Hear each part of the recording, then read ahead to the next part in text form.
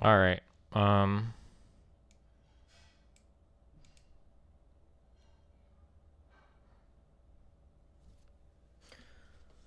Did you read this thread in response to your comments in the abstraction? Yeah, I read the thread, but I don't know. It reads really.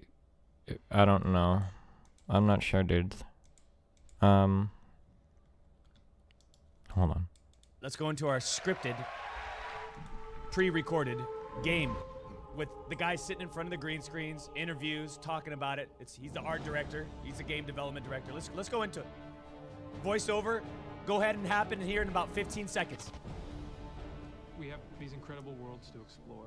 There are all new destinations, new planets with incredible spaces. I'm telling and you, secrets. these guys aren't thinking Now we outside have of the stuff box tucked anymore. around every Nobody corner, is. under every It's locked pathetic. door. There's something there for you to find. Let's go into our scripted.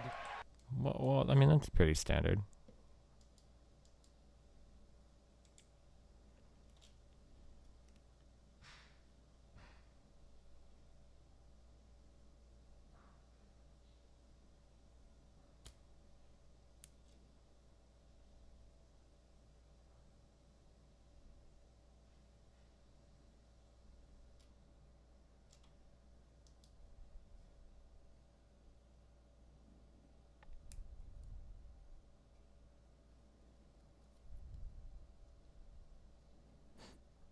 Um,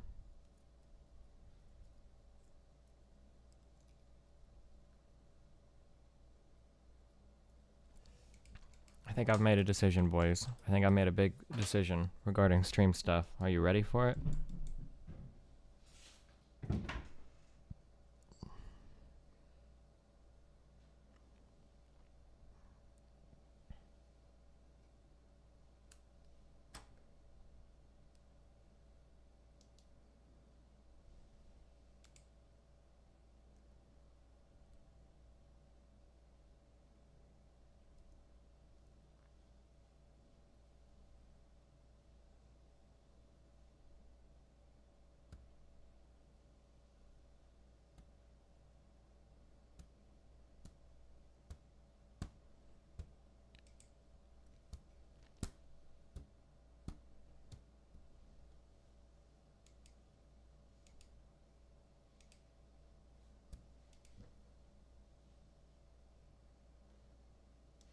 What? I think I'm going to, I'm pretty sure we're going to be playing Destiny 2 when it launches. Maybe even for just like a few weeks, kind of like The Division or whatever.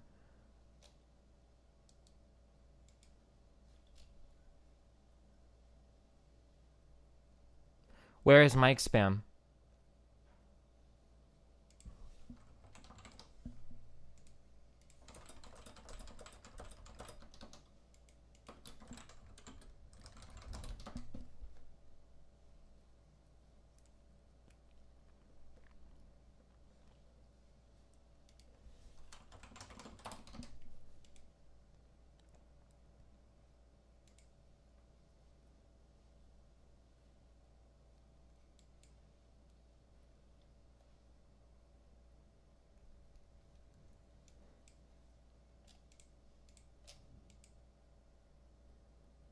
Was I watching the reveal stream? No, I don't really care how good or how shit the game is. My name is Destiny. Destiny 2 is going to be on PC. I think I have to be playing this, right?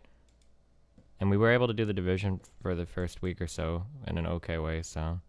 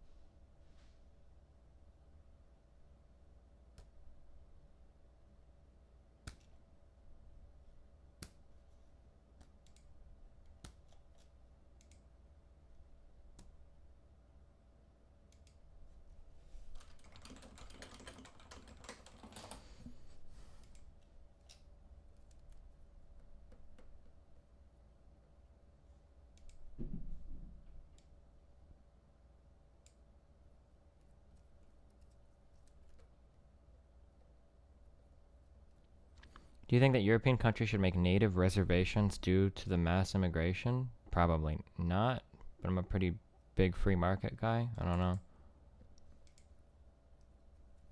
Guess I'd have to think about it. Me? I have to do. Quid, do you think I was fucking talking to you? The fuck are you thinking right now? I was The thinking fuck wrong, are you dude. thinking right now, dude? Do a backflip in between each one, so it's kind of a process. Well, if he's in the Coming here, church, shitting up the voice chat, Not talking to shitting someone up else. anything, okay? Just chill out. But I have to do a backflip in between each one, so it's kind of a process. well, if he's in the church, I mean, he's getting gassed out. What is this animal doing? Oh, he's right behind me. Is he shot? I see him. He's I right see here. him.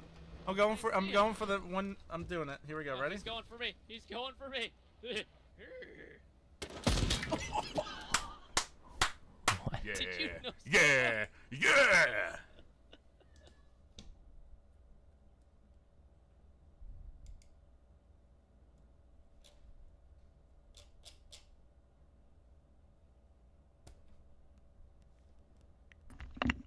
Hey, what's up? Alright, is it happening? Do you think this means anything, or what? What? Chavez announces that he's resigning soon? No, that's unrelated. Why is he leaving? Didn't he just win re-election, like half a year ago? The rumor is he's going to Fox News to become one of their new hosts. Isn't he like the head of that oversight committee? Yep.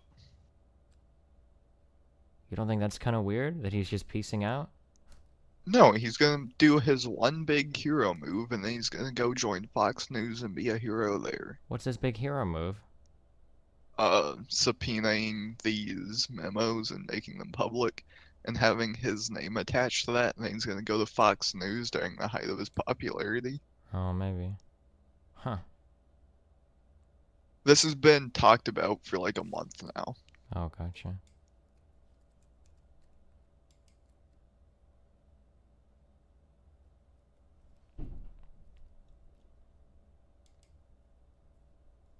Who steps in to fill his role? Is it a special election then, since it's the senator seat, or No. no?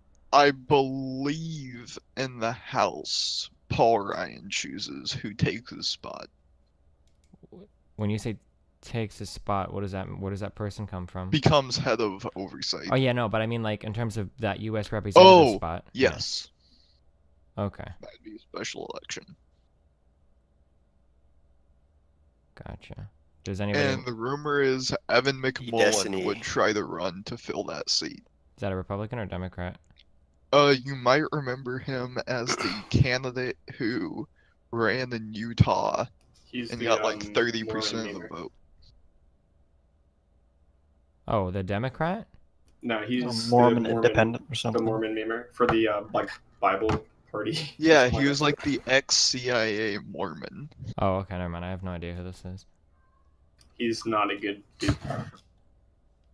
I mean, he's probably way more competent to do the job, but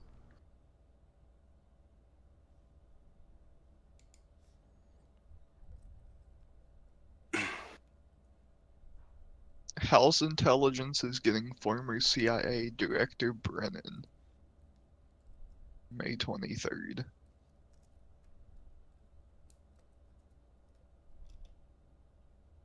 Did you see where Flynn or Flynn's lawyers aren't talking to Congress about the subpoena he received?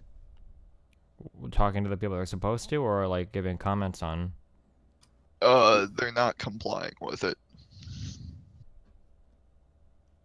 yeah, they only have like 2 or 3 days left. They said before they start like pursuing something. I don't know.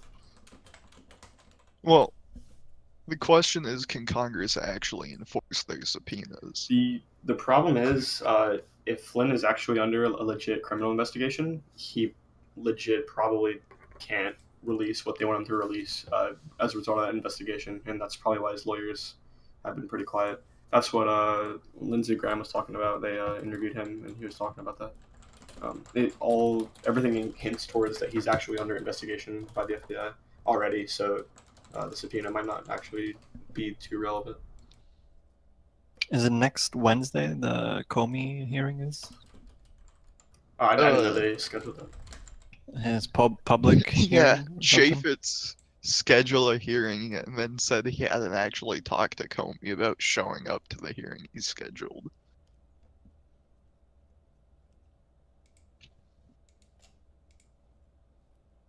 Because that would be interesting when he's a private.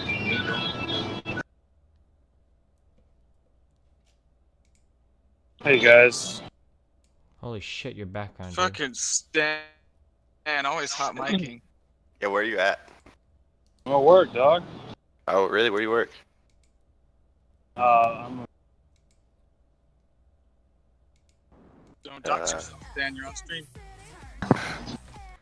Oh, we are on Chucky. stream. I'm a manager of a. Chuck E. Cheese? Is that what I heard? Yeah, it fucking sucks. I thought you were just memeing. Is that? It's funny. That's what a political science degree gets you, dude. Wait, that's how I'm gonna Politico go. is reporting that Spicer will no longer do daily on-camera briefings after the foreign trip. Yeah, Trump's really mad, or not mad at Spicer, but frustrated at Spicer from Insider White House. Piss is Spice Man, dude. To get him a cut of that spice, if you know. Which is kind of sad because Spicer was like a pretty well-respected guy before he took this job. Now all of his credibility's down the drain. Clearly not. He was actually pretty high up in the RNC before. Same with Priebus, I guess. I mean, Priebus might actually not have as much power anymore. Now that he's in job. Spicer, Hitler.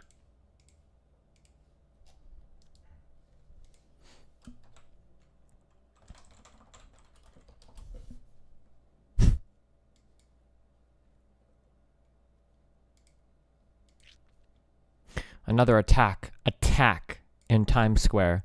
My heart hurts. Drives into people on the sidewalk. Please, let's take a guess. It was a DUI. Oh no. Stupid fucking dipshit. Get fucked.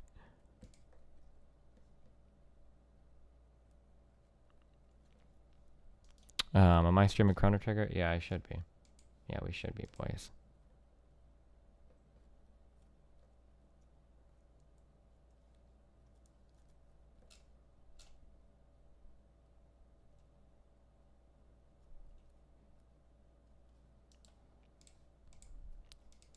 Was he a radicalized DUI driver?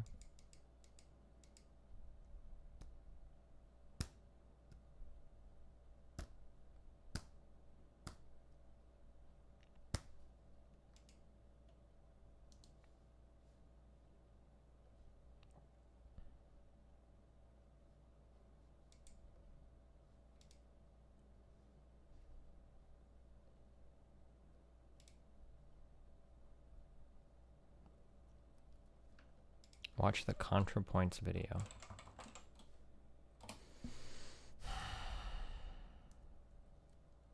Debating the alt-right. 12 minutes.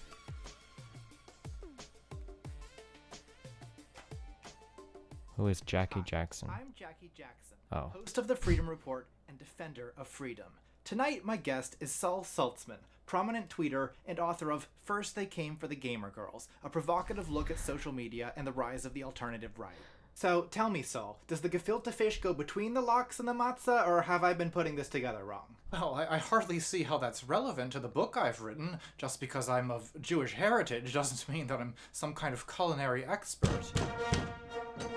Hello, Leute. I mean, hello, fellow Americans. You have a moment to talk about the need to secure the existence of our people and a future for white children? Hang on a second. Are you a Nazi? Nine! Nine! I mean, no. Of course not. I'm simply an alternative, pan-European, ethno-nationalist identitarian with some socialist leanings. Oh. Well, in that case, get your ass on in here. Pull up a seat. Danke. Jackie, you must be kidding me. What's wrong? This man is clearly a Nazi. Well, he says he's not a Nazi. Actually, I prefer Z pronoun. Stop forcing your made-up gender on me, you fascist snowflake. How do you know she's a Nazi if she doesn't identify as one? Well, look how she's dressed. Well, who hasn't, in a spirit of irony and exuberance, dressed up as a Nazi once or twice? She's talking about securing a future for white children. Well, why don't we get his take on that before jumping to any conclusions? Fritz, does wanting to secure a future for white children make you a Nazi? Of course not, Jackie, but thank you for asking. As far as I'm concerned, the Nazis died out in 1945. That's all paleontology at this point. But you don't have to dig through the fossil record to come to some common sense conclusions about the necessity of a secure white homeland. Well, that sounds pretty reasonable. Saul, what do you say? Well, I find this frankly astonishing. I'm afraid that I'll be compelled to walk out of this program if this person is allowed to remain. Well, that seems a little extreme. Don't you think an open and honest dialogue is the best way to sort our disagreements I don't out? see how I'm supposed to have an open and honest dialogue with someone who wants to deny my right to exist. Someone invent time travel IRL so we can get to Chrono Trigger already, Tia. Don't worry, dude. 10 minutes. And technically, if you travel near relativistic speeds, you can move into the future relative to our time. So it's already been invented. You just need to get on a very fast rocket ship, fly away from Earth, and fly back. Fucking inbred. Well, Fritz, do you deny Saul's right to exist? Jackie, of course not. And thank you again for asking. You see, mainstream conservatives may use coded anti-Semitic and racist rhetoric to make cheap appeals to the public, but not me. I grew up with Jewish friends. I even went to my classmate's bar mitzvah.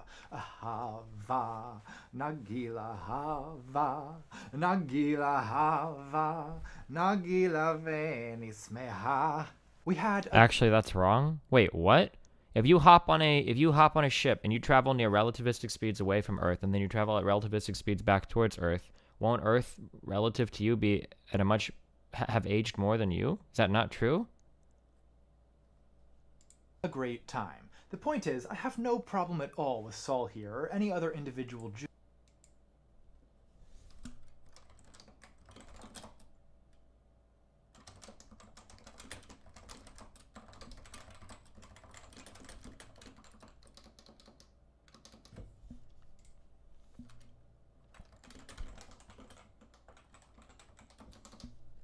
Is relativistic the word that we're looking for here?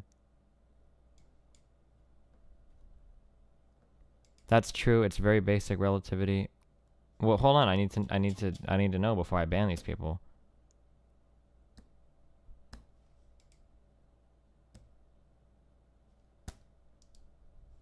If you get on a spaceship and you travel at 0.9 C towards some destination, and then you travel back, saying you feel time less is misleading. Okay.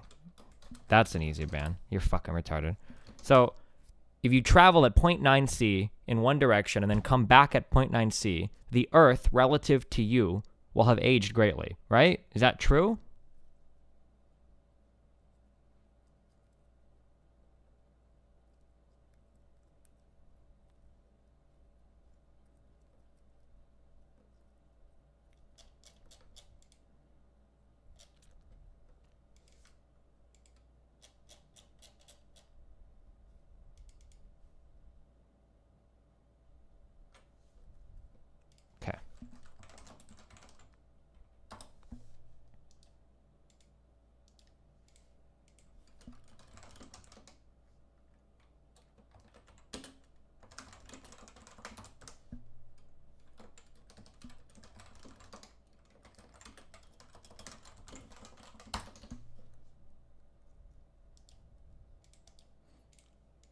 Jews. The problem is the international Jewry, the globalists.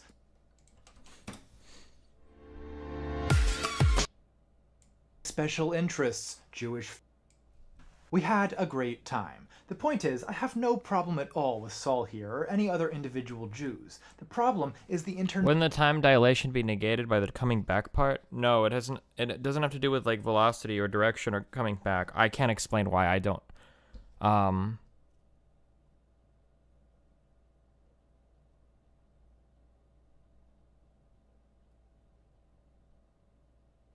Yeah, the explanation for why that's true is like very, very, very, very, very complicated, and it has to do. I think part of it has to do with like reconciling the speed of light in all frames of reference to. I'm not sure.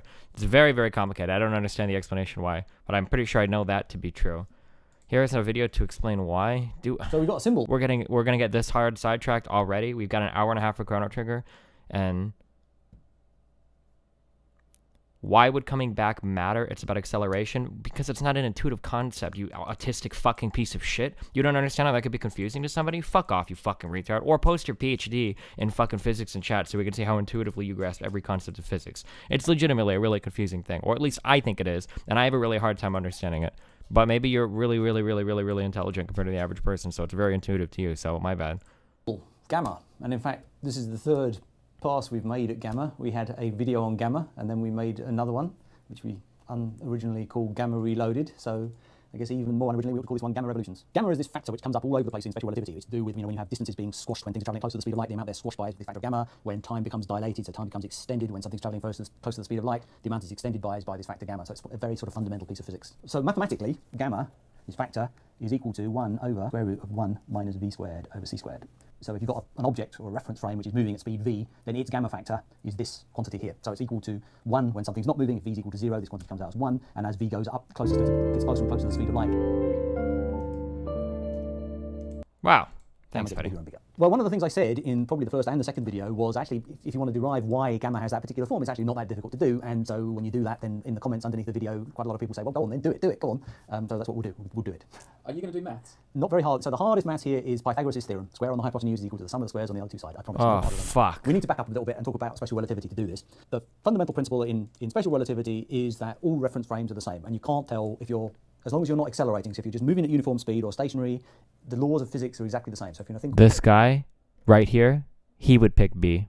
Called an inertial reference frame, you can't tell whether that reference frame is moving or whether it's Whoa, MMA Cheer Puppy, Tier 4, when did you resub, buddy? Welcome to Tier 4 Cyber Clever, buddy. You'll end up, if you were inside a closed box in there, whatever experiment you could do, you'll always end up with the same laws of physics. You won't be able to tell I'm moving and that guy's still, or that guy's moving and I'm still. And everyone's sort of familiar with that, right? That basically, if you're on an aeroplane, the laws of physics don't change. If you drop something, it's, if you spill your coffee, it still ends up on your lap. If you put something in the microwave oven still works on the aeroplane. So the laws of physics are the same if you're moving at constant speed or if you're stationary. If you start accelerating, then obviously you can feel the effects of the acceleration. But as long as you're moving at uniform speed, it makes no difference to any laws of physics at all. Next part of the story is electromagnetism, which says that, so going back to Maxwell at the end of the 19th century, figured out these laws of electromagnetism, and from those he derived the speed of light. The speed of light, turns out, has a very simple form that is not in some sense a fundamental constant. If you know about electrostatics, how charges attract each other, if you know about magnetism, how magnets attract each other, then actually you can derive what the speed of light is. So the speed of light just comes from simple physics. It's not something that is just a made-up number. It's actually, you can put in some simple physics and derive what the speed of light is. That means that because it comes from simple physics, that means that the speed of light has to be the same whatever reference frame you're in, right? Because it's just come from some simple physics, and the laws of physics are the same whatever reference frame you're in. So whatever reference frame you're in, you should always see the speed of light equal to the speed of light. Now to get to how we actually get to gamma. To do that, we have to think about clocks, because clocks are one of the things that get affected by traveling close to the speed of light. That time slows down, and of course, if time's slowing down, that means the speed at which clocks are going is going to change. But everything's going to change. The speed at which radioactive decay occurs, the speed at which you age, everything is going to change. Just because if they didn't all change together, then there was something funny going on, that suddenly, I'm only living 15 years instead of 75 years, and therefore clearly something's changed with the laws of physics. So any clock you choose to use, all other clocks have to mimic its behavior. So in special relativity, when you want to derive this equation, you can kind of set up a rather special kind of clock, a thing called a light clock. And so instead of having a pendulum that ticks backwards and forwards, 1 tick per second, what you actually have is, you imagine you have a light source and a mirror. And what you do is you fire out a burst of light that goes up, hits the mirror, bounces back, comes back, and then you've got a little detector next to the mirror which says, whenever I detect some light, I'm going to send out another burst of light. So really, you've just got little bursts of light going backwards and forwards. And it's just like a pendulum clock in that sense, that actually it's sort of ticking backwards and forwards between there. And so you could use that to measure time. It's not a very sensible way to measure time, but it's a perfectly good way of measuring time. And whatever time you measure with this light clock has to be the same as what you'd measure with your pendulum clock or your radioactive decay or whatever it is. All right, so now we need to think about what happens to such a clock. So let me draw a picture of it. So here we've got our light source, we've got a mirror up here, and we've got a little detector here. So in simple terms, all you're doing is you're firing some light up there, it bounces back and gets detected, and then you've got a little thing that says, okay, whenever I detect some light, I'll send another pulse up, backwards and forwards between these two. And we'll make this distance a distance h. And if our clock's ticking, supposing its period is tau, so it takes a time tau to go from there to there and a time tau from there to go from there to there. So that's analogous to like 1 second on a pendulum clock, because a pendulum actually only completes a period every 2 seconds, right? It goes one way for a second and then the other way for a second. So this is going to be it's probably, if we make it, the trouble is if we I ain't gonna trust no scientist, 'cause they're just gonna lie and get me pissed. If we wanted it to be a second between ticks, this thing would have to be 300,000 kilometers long, which is not. I know that's what you were saying, combustion potato. I was just trying to bait you into subbing, buddy. Thanks. Not terribly practical. So it's probably going to have a shorter tick, but we can write tau if we want that h in terms of the period is c times tau. So basically it's tau to get from there to there, tau to come back again, just like from a pendulum clock, 1 second to tick one way, 1 second to top. And that's what would happen, you know, if I had one of these clocks sitting next to me, or, you know, if actually I was sitting in a rocket and I had one of these clocks along for the ride with me, that's what I'd see. But now imagine I'm watching somebody in a rocket, so I'm not moving, the rocket is moving relative to me, and they've got one of these clocks. And so they're watching it going tick-tock and behaving in the way that we've just derived here. From the perspective of the person in the rocket, they're just seeing the light going up and down, but of course the rocket, from our perspective, is moving along, which means that the mirror is moving along and the light source is moving along, which means the light, instead of going up and down like that, is actually going like this from our perspective. It's going up and then coming down again. So if I just draw that, what's happening is from the, you know, the light's emitted at some point, and from our perspective, we're seeing this whole thing moving to the right, so actually what we see the light doing is instead of going straight up, we see the light heading off in this direction, hitting the mirror, as the mirror's moved to the right by the time it hits it, and then coming back down again, and of course by the time it gets back down to the detector again, the detector's moved to the right again. And so the light, instead of going straight up and down, follows a path like that. So it has further to go. From our perspective, that light's gone further. But also, the speed of light is the same in every reference frame. And so the light's got further to go, and it's travelling at the same speed, so therefore it takes longer to do it. So one of those ticks in our reference frame takes longer than it did in the reference frame in which the clock was stationary, just because the light's got further to go, and therefore it's going to take longer to do it. And we can fairly straightforwardly mathematically figure out how much longer it's going to take to do it. So let's go back to the picture again for a second. So this is still this distant h. That hasn't changed, which we've already said is equal to c times tau. That hasn't changed. That's our ticks that it would be. Oh, this reminds me of, fuck, I saw an explanation of this. It's hard for me to internalize this concept, but I saw this before where you have like, on an axis, you've got your normal dimensional $10 bullshit. to the Don't Play Chrono Trigger Fund so people can get Chrono Triggered. Nice. And then Suckers, anytime silly you deviate, anytime you're moving through space-time, you would draw like another axis up to represent that time dimension, and that like you would measure like in order to do it, like in order to move in one direction in space-time, you would have to move slower through the other dimensions or whatever in order to do it. Some shit like that. Yeah, I kind of remember this explanation. I would have to take like classes to actually like really intuitively understand this though. Yeah, Frey, you said it. Yeah. The light is now moving at the speed of light c. We see it moving, and it's going to take some time t to get where it's going. So the distance the light's travelled along here is the speed of light times how long it takes to get there, c times t. Great. And then remember, this thing is moving to the right. It's moving to the right at some speed v, which means by the time the light has got to the top here, this thing will have moved the distance over here. How far will it move? Well, if it's moving at speed v and it's got a time t to do it, then the distance it travels is just v times t. And this is just a right-angled triangle we've got here. And so we can apply Pythagoras' theorem, which says that the hypotenuse squared is equal to the sum of the squares on the other two sides. So ct squared is equal to c tau squared plus vt squared. So let's just write that down. We've got c squared t squared because we squared the whole thing. So it's squeeze squared tau squared plus v squared t squared. Now I need to do a little bit of magic to rearrange this formula. T squared is equal to tau squared over 1 minus v squared over c squared. And then I just take the square root of both sides. That tells me that the time I measure in my reference frame is the time you measure in the reference frame in which the clock is stationary, divided by, and I've got to take the square root of the bit on the bottom, 1 minus v squared over c squared, which is just gamma that we defined before, times tau. So the factor of gamma is how much time gets changed by, how much time gets multiplied by. So this is saying that the time we measure, t, is related to the time in the reference frame in which the clock is stationary, so the thing called the proper time, by some factor. It's longer by a factor of gamma. So gamma is the amount by which the time gets stretched. And as promised, nothing harder than Pythagoras' theorem. So somebody approaching the tunnel, if this happens, it's not going to be such good news, because from their perspective, the train's longer than the tunnel, which means either the front of the train gets chopped off or the back of the train gets chopped off, or both. Okay, back to this video. National Jewry, the globalists, the special interests, Jewish finance, the media, the banks. Is this Gender Studies 501, Body Narratives in Traditional Chinese Medicine? Nein, die feministische Klasse ist im Klassenzimmer 306. Is this guy a Nazi? Nein! Ew. Bye! I'm afraid I must be leaving as well. No. Wait. Saul, do you believe in free speech? Well, it's not a question of whether I believe in free speech. Do you believe in free speech? Yes or no? Well, yes, of course. Well, then let this fine fellow bring her wares to the free marketplace of ideas. You see, I am a classical liberal, and I believe that reason, nay, truth, shall prevail.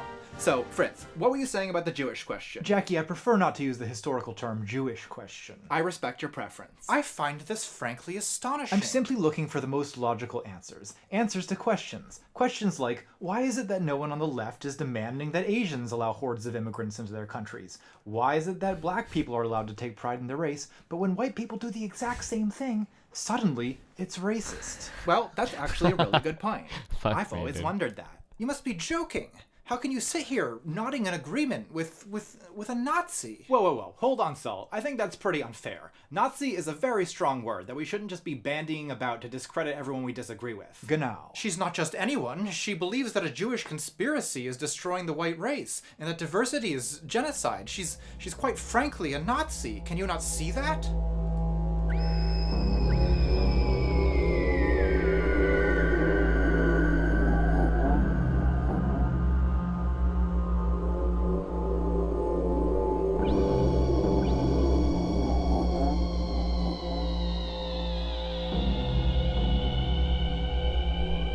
Saul, are you okay? I'm afraid I'm gonna have to ask you to please remain civil. You're coming across as very emotional right now. Fritz over here is making some calm, rational arguments, and if his ideas are wrong, I don't see why you can't simply refute them calmly and rationally. How am I supposed to refute the idea that a Jewish conspiracy controls the media and world finance? Well, okay, that's fair. Fritz, I'd say the burden of proof is on you here. Indeed it is, and I'll be happy to provide evidence. Mark Zuckerberg, CEO of Facebook. Bob Iger, CEO of Disney. Jeff Zucker, president of CNN. Eddie Hartenstein. Stop. You're just naming CEOs of media companies that happen to be Jewish. That's hardly evidence of a conspiracy to control our minds. Well, hold on. If lots of CEOs of media outlets are Jewish, why doesn't that count as evidence of Jewish control of the media? You must be joking. Are you really buying this? Not necessarily. I'm just trying to keep an open mind and follow the facts wherever they lead. Well, how about the fact that the last time this madness took hold, 12 million people ended up murdered in the extermination camps? But I suppose you deny that ever happened. Well, we can have an academic debate about the extent of these historical incidents on our own time.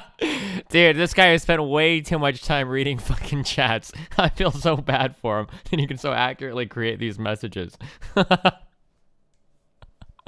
Historical incidents on our own time. But for now, I leave it to the viewers at home to decide for themselves how they feel about these obvious attempts to guilt trip them. I'm not trying to guilt trip anyone. I'm simply pointing out the indisputable historical fact that nearly 6 million Jews and another 6 million Roma, homosexuals... If the fact is so indisputable, why is skepticism about the official narrative illegal in 16 European countries? The official narrative? I mean, if the facts are truly on your side, why should you have to resort to these Orwellian methods of thought policing? Holocaust denial is illegal in those countries because they're trying to prevent prevaricating charlatans like you from promulgating racist lies. Well, what's true and what's a lie is for the evidence to decide, not the government. So I have to say I side with Fritz here. I mean, I'm no Holocaust denier, but I think the viewers at home are smart enough to sort fact from fiction on their own without Big Brother telling them what to believe. Well, look, I don't think Holocaust denial should be illegal either, but free speech does not require you to invite people like this onto your program. Well, plenty of my guests, such as yourself, disagree with Fritz, and I believe the best way for my viewers to decide what's true is to hear out both sides of the issue. Just because there are two sides to an issue doesn't mean they're equally deserving of an audience. Your responsibility as a journalist is not to simply defer to this both sides platitude as a defense of trotting out any fascist crackpot. You have to exercise discretion about what views are worthy of being heard. Well, the alternative right is a growing political movement, and I'm sure my audience wants to find out what it's all about. Ganz recht. The best way to find out what their ideas are isn't simply to sit there nodding in agreement while a person who is, frankly, a propagandist sits there spouting racist canards that are known to lead to violence. Well, Fritz, are you trying to incite violence? Of course not, Jackie. And thanks once again for asking. I and other white nationalists support true diversity and a homeland for all peoples, something we aim to achieve through purely peaceful means. Well, that doesn't sound violent to me. He's quoting the front page of Stormfront. This is nothing but Nazi propaganda. How are you not seeing this? How are people not seeing this? I find this frankly astonishing. If you want to talk about violence, Saul, why not take a look at what's going on in America's inner cities, at the Knockout Game, at Black on Black Crime, or take a look at leftist organizations like Black Lives Matter or Antifa. Hardly much commitment to nonviolence Oh my there, god, Saul? dude. That's a good point. Saul, what do you say to that? Leftists are getting violent because their lives are threatened by fascist ideology. The things... I'm still not sold on this idea that one side should not be allowed to be a part of a discussion. We'll talk about this after the video, but like this, I think there are good points being made here and there are bad points being made here, but we'll talk about this after the video's over. This monster advocates would lead to state violence with victims on the scale of tens of millions. Well, do you have any evidence to support that? The evidence is the historical record. The Nazis didn't come to power on a platform of gas chambers and ghettos. Godwin's law, Godwin's law. Saul, this is why I'm having trouble following you here. It's like you can't disagree with someone without... This middle person, I don't think this is supposed to be representative of me. I would hope not. But like, because if I'm looking at this middle person, what I'm looking at is like the the skeptic community, right? So one problem that people have is this desire to be in the middle of every single issue, right? So the idea is, well, I'm going to remain fair and skeptical about every single issue, but then you don't, it's kind of you, it's not really me at all, right? The point of this person in the middle is that they're not exercising any intellectual integrity, right? Dave Rubin would be a good example of this, right? So the idea is, if you're somebody that sits in the middle and you're constantly saying, the middle person is Lawrence Southern? No, Lawrence Southern would be the person on the right. The middle person would be somebody like Sargon or something like the skeptic community, right? The idea that you sit in the middle and you have no critique of either side, but you pretend that all ideas are equal without exercising any degree of honesty in terms of evaluating either side.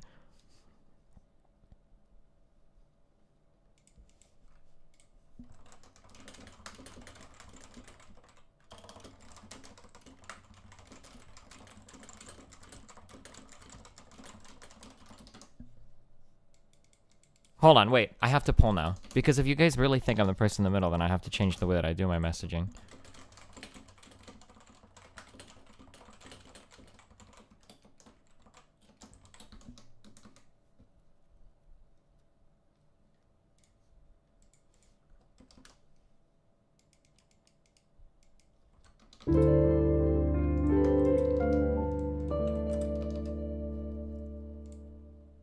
Thank you.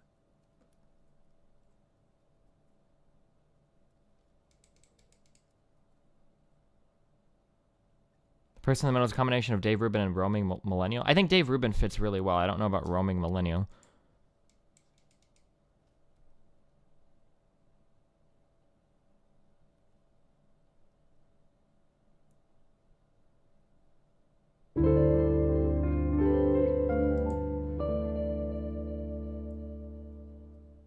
Fuck you. I don't know how anyone could think you're in the middle. You take a pretty clear stance whenever you debate. Yeah, so it's kind of surprising to me that so many people think this.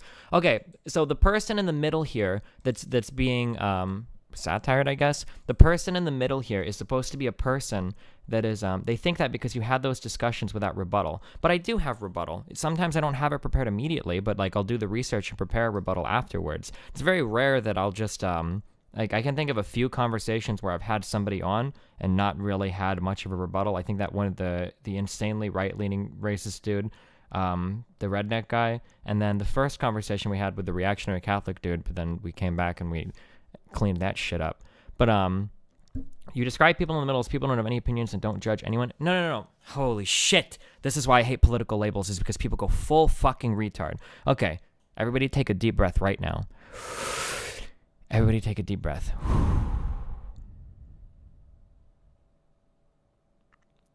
Quantum riches, good job, but that's because nobody on YouTube knows what skepticism actually fucking means. Take a deep breath, okay? Go ahead and take some deep breaths, guys.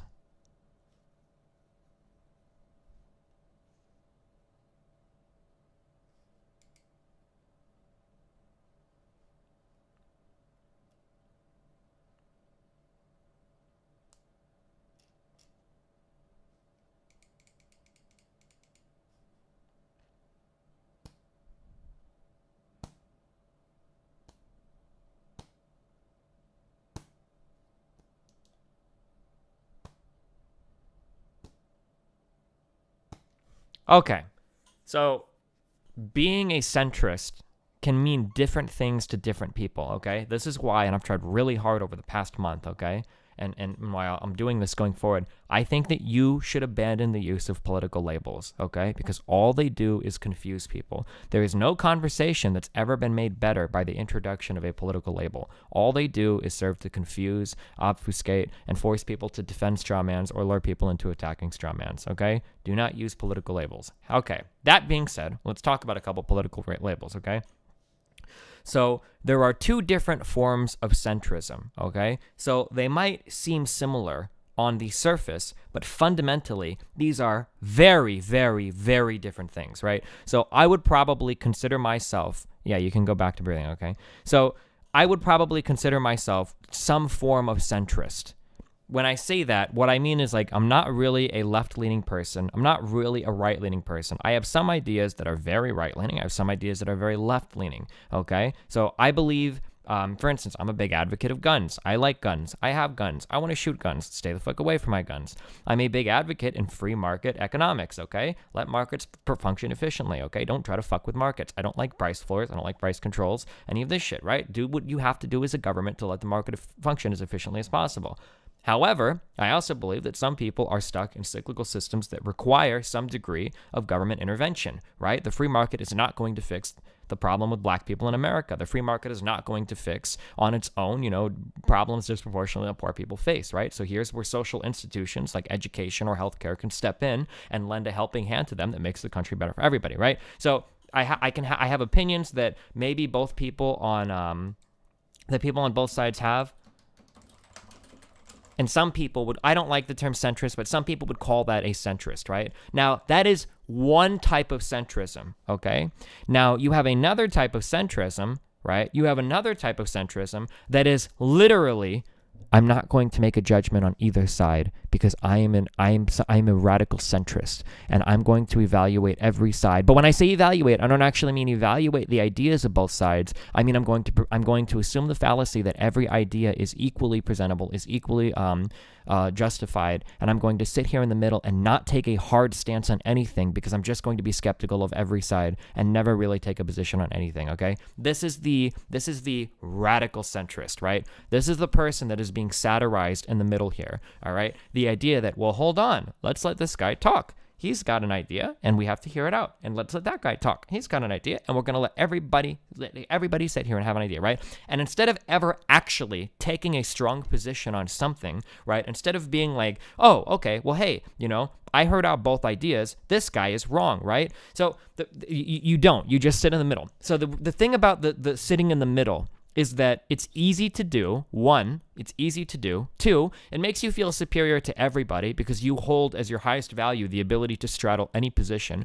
And three, the big one is it saves you from having to do any real homework and have any real integrity, right? When I make a statement about a position I believe in, I believe that globalism is a good thing that helps the majority of the world. That is a position that I have to defend on an empirical level and that I have to stake some of my reputation on an integrity level, right? These are very important things when it comes to evaluating the worth of a person online. When you look at the skeptic community on YouTube, you don't ever really have to take a position. You don't really have to do any homework or reading or research, and you don't really have to come to any kind of informed conclusion or have any intellectual honesty or integrity because all you do is you just kind of try to poke holes in everybody's theories and then sit in the middle like a coward without ever actually stating your opinion or having a strong belief on any particular thing, right? This is the definition of the radical alt-centrist or whatever, right? I don't quite agree with your description of Dave Rubin. I don't think that he doesn't take sides, or that he himself thinks that he's in the center. Have you seen any of his new content? People like Dave and Sargon are just paid pipers for the right emo. When I'm sorry. Tell me if I'm wrong. Does Dave Rubin say that he's a liberal? Is that how Dave Rubin quantifies him, or I'm sorry, labels himself?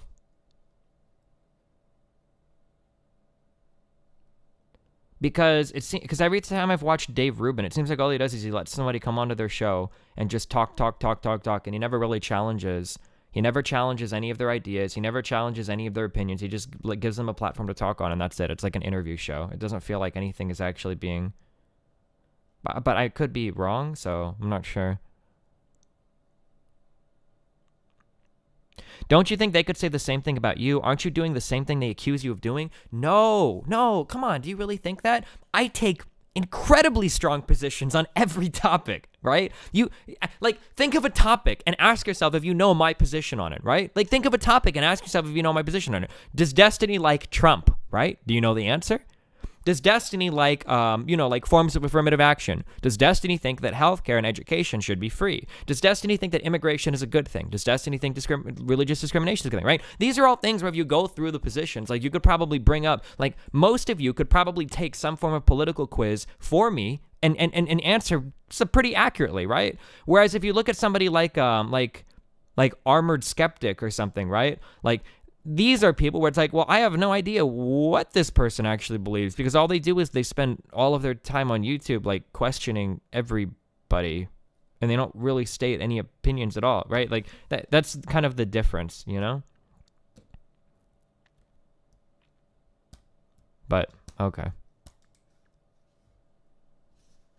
resorting to calling them a Nazi. Well, what do you want me to say if that's what they are? I just don't see why, if your ideas are correct, you can't explain them calmly and rationally. Fritz over here has no problem with that, even in the face of you calling him a Nazi. I mean, here he is, trying to express some valid concerns about white identity and national security, concerns which many Americans share, and I can see where they're coming from. I mean, there are thousands of organizations that promote the interests, values, and heritage of non-white minorities, so I don't see why it's suddenly racist when white people get together to do the exact same thing. I always wondered in school why white people were constantly being guilt-tripped and told that we're responsible for all the ills of history and society.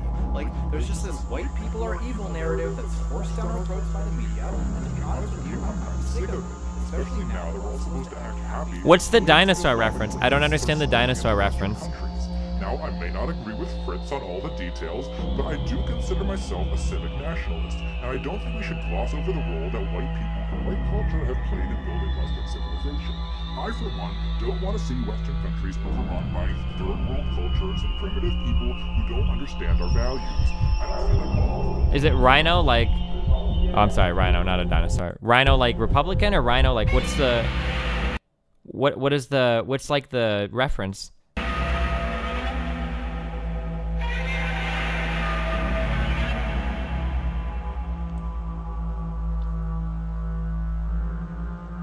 What could I have said to change their minds?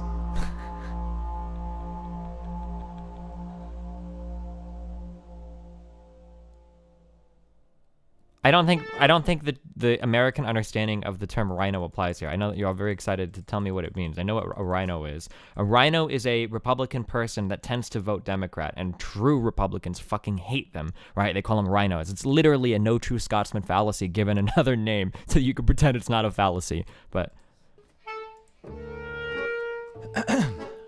Unique New York, unique New York. I can't actually read the credits this time. There's just too many of them. Wow. That's what I meant by paid piper. He pretends to be a liberal but espouses a right-wing beliefs and has even said that the left is no longer liberal. Yeah. He invites only right-wingers on his show.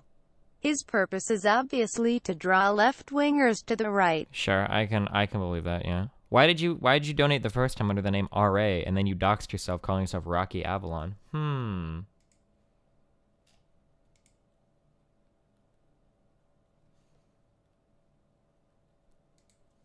I'm too popular. Actually, though, I could literally weep with gratitude, and I will read them all next time because I'm a man and or woman of my word, but I've got to think of something to do besides reading the credits out loud. I want to leave some time for the spirit to speak after the credits, so that's another reason for them not to be 3 minutes long. Anyway, I just want to say thanks so much to all my patrons, and if you want to help me make more social justice, theater of the absurd, or whatever it is I'm doing, the link to my Patreon is in the description. I'm gonna stop talking now.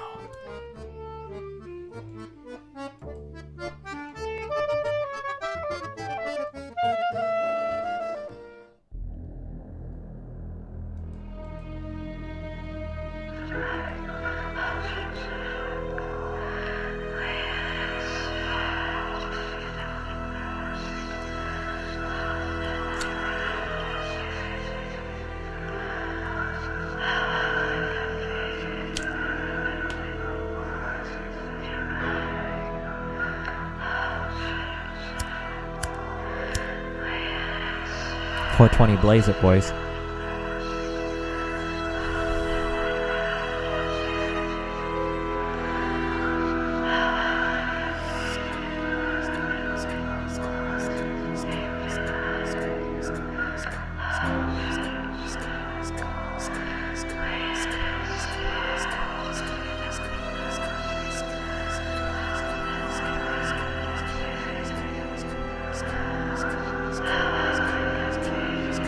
I don't get it.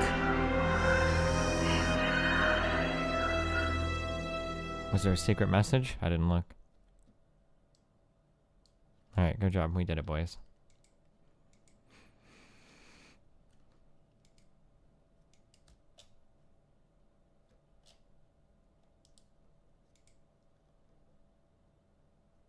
It spells out play Chrono Trigger.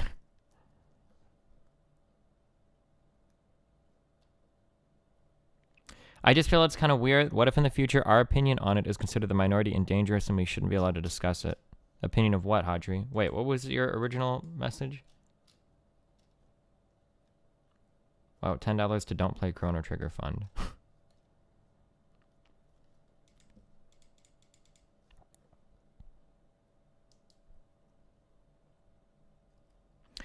What I wonder is whether or not ContraPoint supports free speech to the extent that America does. I don't believe so. I think that I'm much more on the free speech spectrum than ContraPoint is. But that's what I want to talk to him about. I think that yeah. Do you think the probability is racist? How many car accidents do you think happen every day in New York City? What?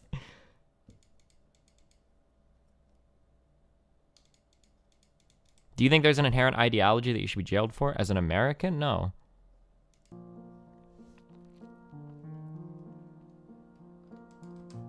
Oh, I've seen these stupid fucking...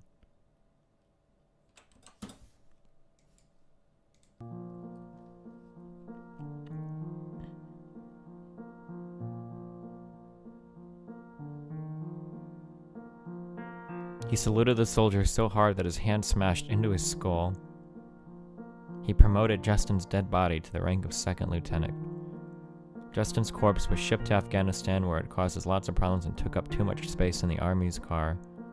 Justin's head got put in a museum, but it got stolen. Nice, man.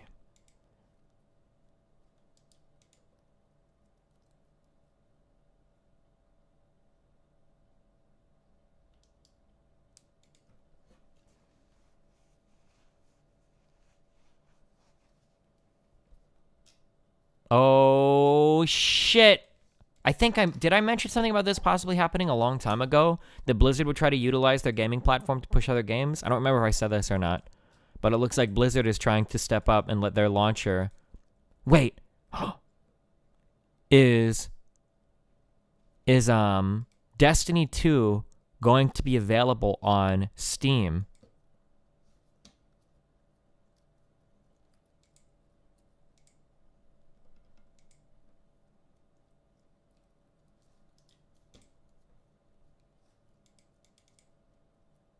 Oh, shit.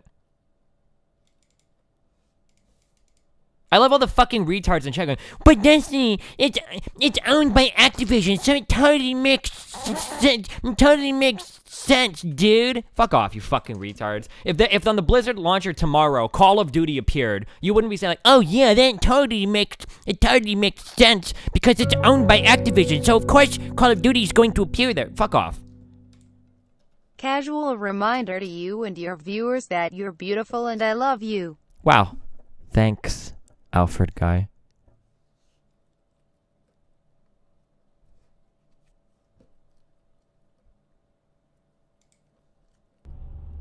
Hi.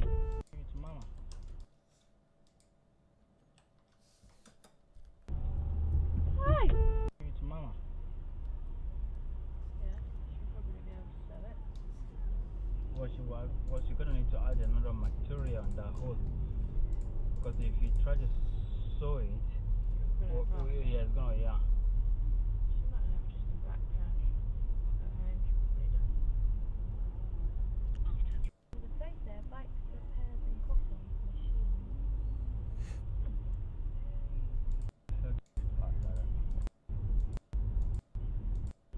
Massage of your life. When you booking my massage again? I don't know, you haven't asked me. When do you want it? For the total was it?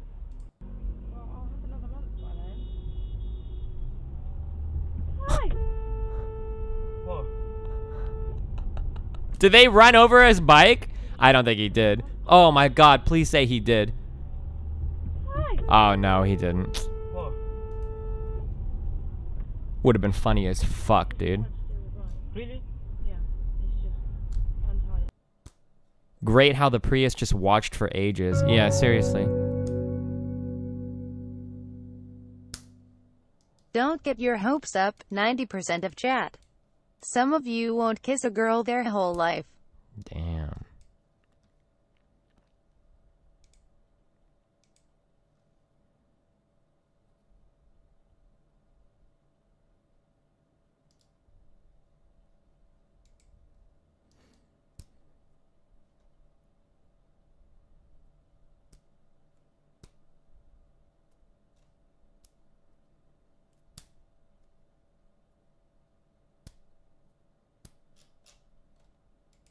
All right. What steps have you taken to find out about this? I ran it on my own machine. Actually, that's not quite true. I ran it on a virtual machine. So I installed a virtual XP.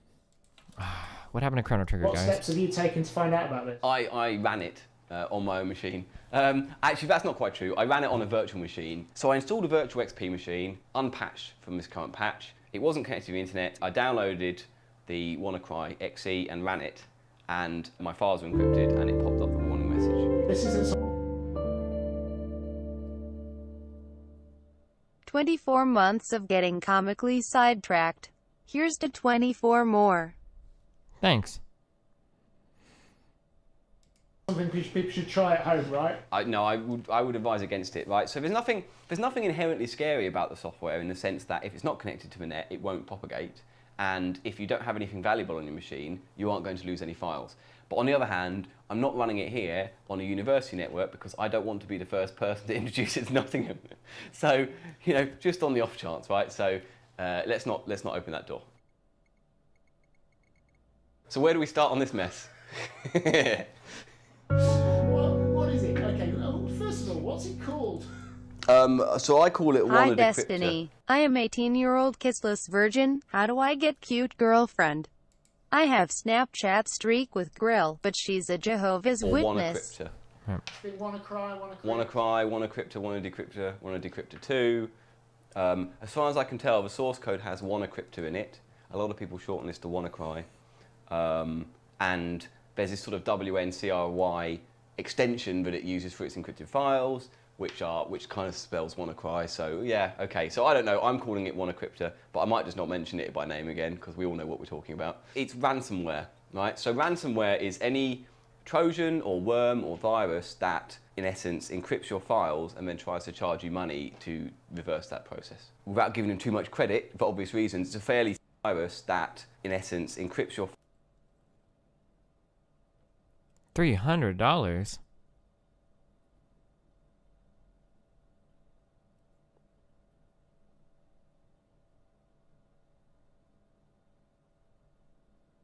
You have not so enough time.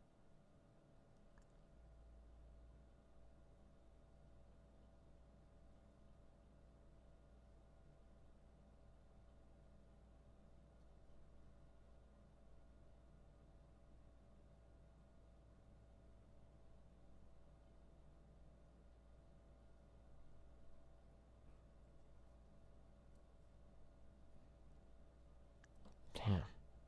Files and then tries to charge you money to reverse that process. Without giving them too much credit, for obvious reasons, it's a fairly smart way of performing If crime. I say I'm because non-binary and say my right hand is female, can I kiss my hand and say I kissed a girl, thinking, If an antivirus is not immediately on the ball, then the damage is already done. And a lot of the time you won't get the key back unless you pay. And so you have to then either restore from backup, which a lot of people don't have, or you have to accept that your files are gone, or you have to pay. And so it's no surprise that sort of the biggest stuff in the news recently in terms of attacks have been ransomware because of the immediate impact they have on standard users. There are lots and lots of other kinds of malware, you know, banking fraud malware and keyloggers and things, and botnet code, which is also a really big problem, but perhaps sees less news because it doesn't attack the NHS. For those of you that don't live in England, you might, you know, not know a huge amount about the NHS. The National Health Service is our Holy shit, the internet really is just like in Cowboy Bebop. Taxpayer-funded health service. This right? is the So real we all pay internet that we're seeing taxes, right and then now. those taxes contribute to a health service, and we all get health care. Perhaps we all need to calm the rhetoric down slightly. You know, the NHS itself is not under attack. The nice thing for the media is if you can have your headline say attack on the health service, then you're going to get a lot of hits, right? So that's the first thing that's happened. And in fact, actually, only a small subset of healthcare machines have been taken down by this ransomware, and a lot of it's been precautionary. So bring down a server just on the off chance it gets it until we can be sure that nothing on the same network has the Trojan or the worm on it. So yeah, so it's a big deal, and it's affected a lot of machines. But there are a lot of other big ransomwares out there, right? CryptoWall had made millions of dollars for its developers, for example. So this isn't the only one, it's not the first, and regrettably probably won't be the last. Let's talk about what happened, right? So on Friday, various machines started being infected by this. Now, the exact nature of the initial infection I don't think is known right now. It might be by the time this video goes out, right? So maybe I'll be out of date already. But probably emails, right? So, which makes it essentially a Trojan, because an email goes out with a spear phishing attack or a phishing attack that sort of says you should click this for whatever reason, and tricks a user into doing it. Now, you don't need to trick many users to get a return on your investment in some sense, because once they get infected, that's a lot of money. This Trojan, or this worm, is a little bit unusual in that it actually carries a self-replicating payload. Most ransomware doesn't do this. Most ransomware, the idea is basically to email as many people as possible. Some of them, some small subset of them will be tricked into clicking it. They will be the ones that hopefully pay the ransom. That's the logic of it. This one uses an exploit that was first found by the NSA, an exploit in Windows. So this vulnerability has existed in Windows for quite a while. I mean, it exists in Windows XP, that was around in 2001 and so on, and it seems to have disappeared sometime around Windows 10, right? So it was patched in March, and we don't know if, I think the vulnerability doesn't already exist in Windows 10. So it was patched in March in Windows 7. Yes, and for any operating system that Microsoft is currently actively rolling out patches for, which is to say Windows 7, I don't think Windows Vista anymore. There are plenty of copies of Windows, rightly or wrongly, that still have this vulnerability. Now, this is a vulnerability in the SMB protocol, which is usually used for file sharing across networks. Very common because you imagine large organizations like to share files from a central server to all their smaller machines, rather than having everyone store all the files all the time. So what happens when this worm lands is that, so this worm will start with an email, probably, or someone will actually deliver it by USB. That seems less likely. This is something that I'm sorry, he said this earlier, rightfully or wrongfully, these machines still had vulnerabilities. This is something that I don't agree with. I hope Right to Bear Arms isn't here, because I guarantee you Right to Bear Arms is going to stand on this cuck side and defend these shitters. But like, if you want to keep your shit secure, like, upgrade your fucking shit. This idea that you should expect Microsoft to provide patches for you indefinitely, I think is unrealistic, and I don't think it's very fair. This idea that you should expect a company to indefinitely support your operating system into perpetuity, I think is a little bit absurd. Unless you're willing, I don't know, unless there's like some kind of monthly fee or yearly fee as a business, you could pay for it or something. Maybe I could buy it then, but, or is there like, do you pay like a monthly fee to own your operating system? Like, a lot of work software depends on very specific patches. Sure, and if you're too lazy to allocate the funds to upgrade your software, then that's the risk you run. Is that if somebody finds an exploit, then your shit's gonna get fucked because you thought that you could save money. Like, I don't understand why it's so acceptable. I don't understand why it's so acceptable to be lazy on software, and then when you get fucked on it, like, blame the software company, when you can't really be lazy anywhere else and then blame other people for cutting corners. Like, if you don't want to allocate the funds to update your shit, why should the rest of the world have to suffer? I don't know, like...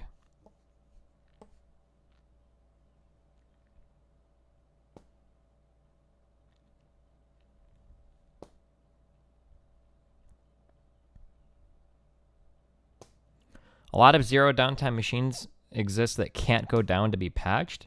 You can't have like a backup that comes up while you're patching a machine, like...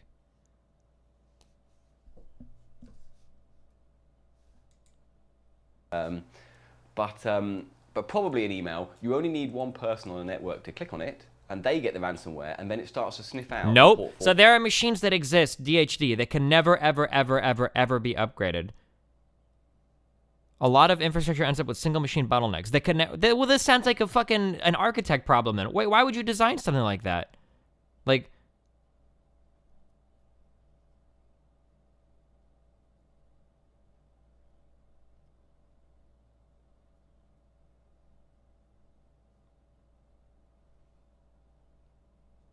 Destiny obviously hasn't worked as an IT for a large business. Pierce Law, from our conversation, it was obvious that you haven't worked any job ever in your entire life. Fuck off, you fucking retard.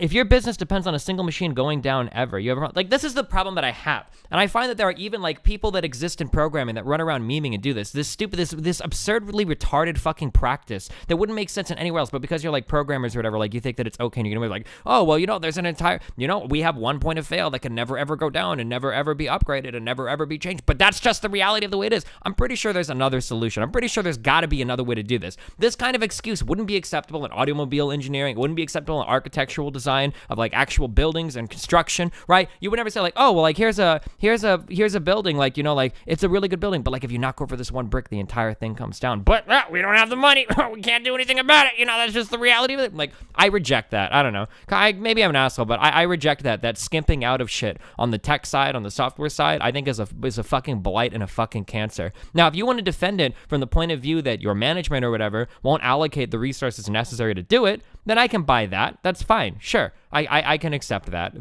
And I think that's a problem. But like, if you're a programmer or you're in software development, you're like, oh well, this is just impossible. Like, I hate. Nothing irritates me more than the flaccid, incompetent software dev that will sit here and make excuses and sound like no piece of work can ever be done ever. Like, hey, don't you think it'd be possible to add this game? Well, you don't understand how hard that is. Well, yeah, sure. I mean, there might be a lot of back-end changes necessary to make this work. Yeah, I understand it's not necessarily. No, it's absolutely impossible. It can never be done. Well, what about these other people that are, it can never ever, this can never ever be done. Trust me, it can never ever, everything that you ever do in programming ever is absurdly complicated and nothing ever can be changed ever. You can't even add a box or anything ever to anything ever because it's so complicated. You just don't understand. Like, dude, like, fuck off. Like, I hear that bullshit kind of excuse like passed around a lot where it's like at some point it's like, listen, dude, I'm pretty sure this is possible, okay? Maybe it's really hard.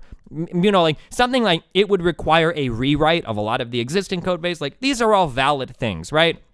Passes and Eve are an example, right? Can you do anything about the Passes and Eve? Well, no. We don't know how to navigate the code, and the original guy that did it is fucking gone, right? So it would require a rewrite. That's a valid thing, right? I can totally understand that. Like, okay, sure. But like this, do any non-programmers run into this when you're talking to some programmers who are like, this thing can never be done ever. This is actually 100% impossible, and there is no combination of words that exist in any programming language that will ever do this one thing that seems pretty simple. Like, I don't know, dude.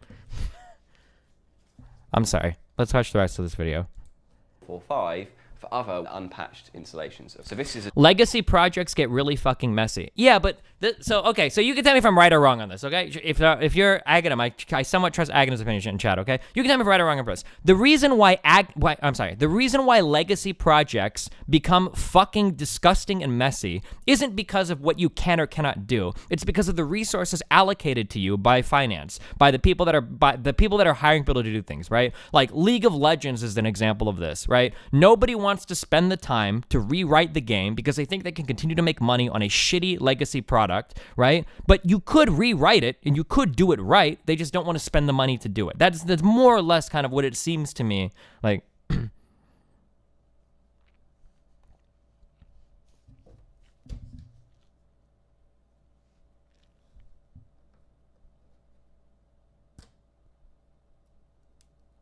Sure, Ransomware. Yeah, okay. It's a directed exploit which will be able to run this same code on the target machine, and then they spread and so on.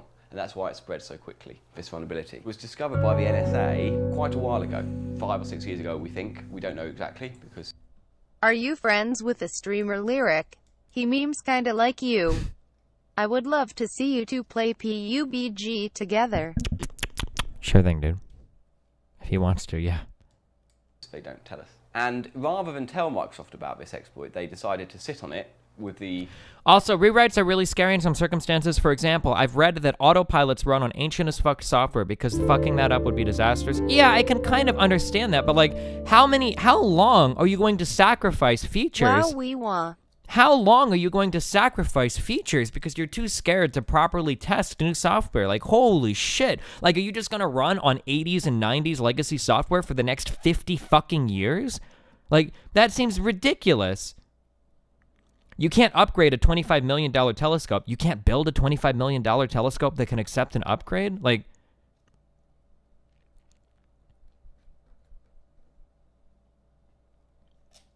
Like, isn't that a problem with hardware design? If you've got firmware that you can't reflash, that if you've got firmware that you can't interact with any known existing machine, like, isn't that a problem on the hardware design? Like, Destiny, if it's not broke, don't fix it, comes into play here. But that's not true. It's not about whether or not something is broke. It's about whether or not you can make something significantly better. But if you never expand or you never improve, fucking JavaScript wasn't really broke. You know, an exploit would come out every now and then, but you could have ran the entire internet off of fucking, or not JavaScript, Flash. I'm sorry. I was thinking of Adobe.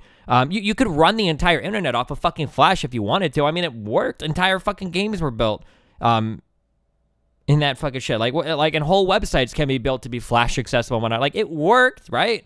But how long did it take us to move off of fucking horrible fucking internet shit? Because everybody was too lazy to rewrite their shit. Everybody was too lazy to move platforms. Everybody was too scared that they would lose or that they would lose a user base. Everybody was too scared that they would lose, like too much money invested into rewriting something. Like, everybody was too scared. So how long did we have to sit here with these shitty fucking web technologies?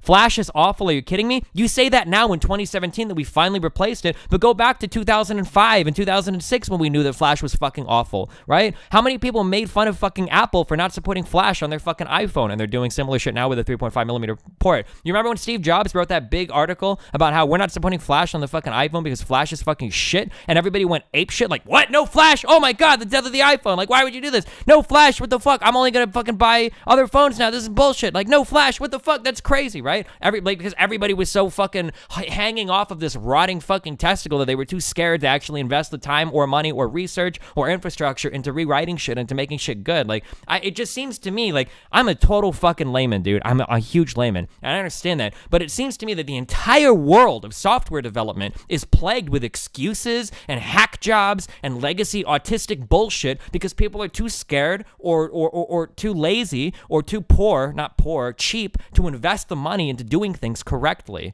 Like, and I feel like you see implications of that everywhere. Look at all of the new wireless tech that's so easy to take over. Look at how cars can be compromised through their fucking Bluetooth thing. Look at how, through the cellular capabilities, right? Look at how many compromises exist or how many vulnerabilities exist for, like, every new piece of technology that comes out these days. It's fucking absurd. It's ridiculous. Like, if you look at any fucking, if you just watch, like, 30 minutes of any fucking hackathon or hacker conference or HackerCon or whatever fuck black hat bullshit, right? You can see, like, 1 million different exploits available in every single fucking thing that comes out today. Like, as a professional software developer, you are 100% wow, thanks, buddy. correct. Flash is a bad example because Flash could be so good if Flash wasn't autistic. But in order to make Flash good, it would require a software rewrite, which probably would never fucking happen. If you want to know the dumbest, most realistic game that you've played, you want to know the most realistic game that came out recently? Is fucking Watch Dogs. All the shit that guy does with his phone, including stopping somebody's pacemaker to kill them, can realistically be done in reality. Like, it's ridiculous. I don't know, my dudes.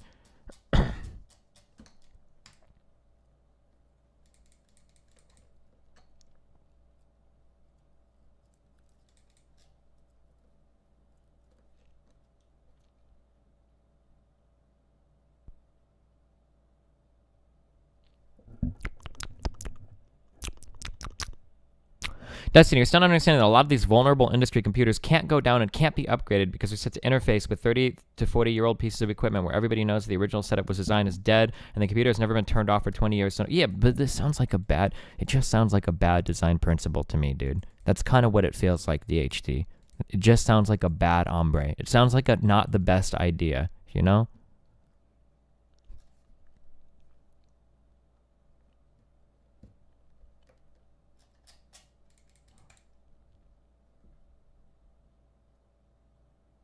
I want to live in Destiny's world where everything interacts with other things and software/hardware is just magically compatible.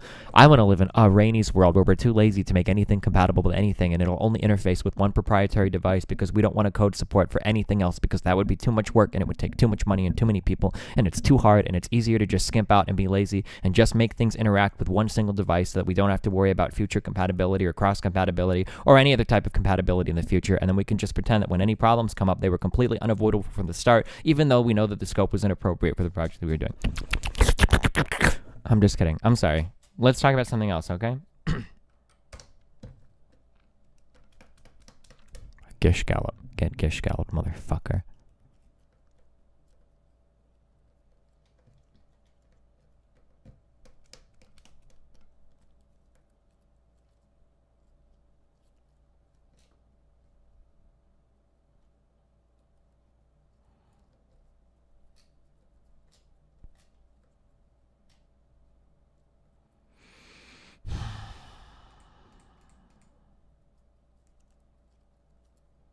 You say things like things being compatible with one another, but yet you bought a Samsung. Yo, my Samsung uses Android, dude. You know what my favorite thing about Samsung is? It's when I open my phone and I get advertisements on my phone to upgrade my voicemail to some paid service and I can't uninstall it. That's a good fucking meme, dude.